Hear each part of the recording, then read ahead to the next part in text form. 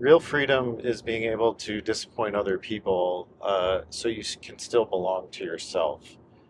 So, there's a lot of this idea, all these ideas around being selfish or self-absorbed. And really, the only thing we ever have to offer people is our alignment and where we're operating from. So, if we're depleted and worn down and jaded about life, beat down, we don't have much to offer from that place. And so, the first step is always to get clear on yourself first, and in that alignment, we start to understand like our capacities and strengths and weaknesses, and like what I'm willing to do for others.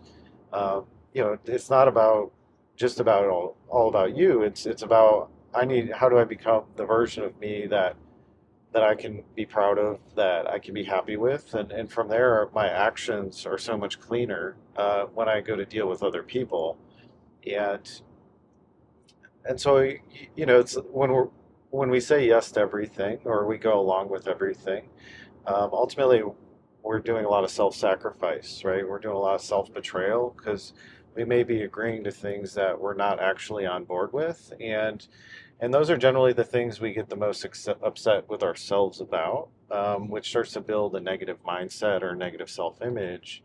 Is if I agree to something that I'm actually not on board with, and then something bad happens as a result, those are the wounds that hurt the most because we knew better. And so, we really have to tune into our own internal voice and pay attention to that and honor that because it's always guiding you in the way that you need. And when we override it, that's always what comes at a cost. So we can't just wholeheartedly defer our lives to other people.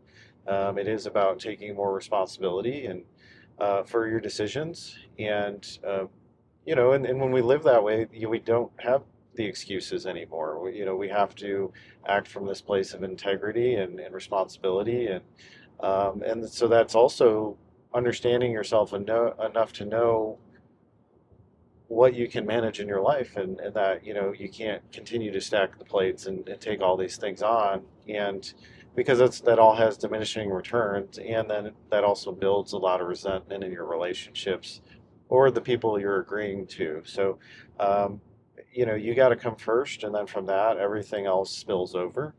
And it's a tough lesson for many people to learn because they think there's all these codependencies that are set up in relationships where we think we have to be this way in order to get love or approval or acceptance. And so you have to be willing to lose some stuff if it's not healthy, if it's not good for you. Sometimes walking away is the answer. It's not always the case. Your best relationships are going to be people that are willing to understand you and work with you on things, where they're not just going to throw it away just because you said no. So we want to confront those fears and get real about them because a lot of times we just build these ideas in our head when they're not actually reality.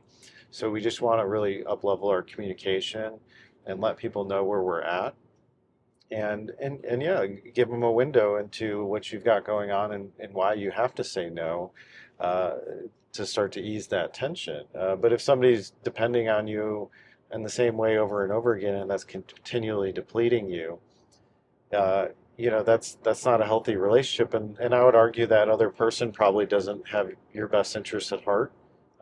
They're probably acting out of their own self-interest. So.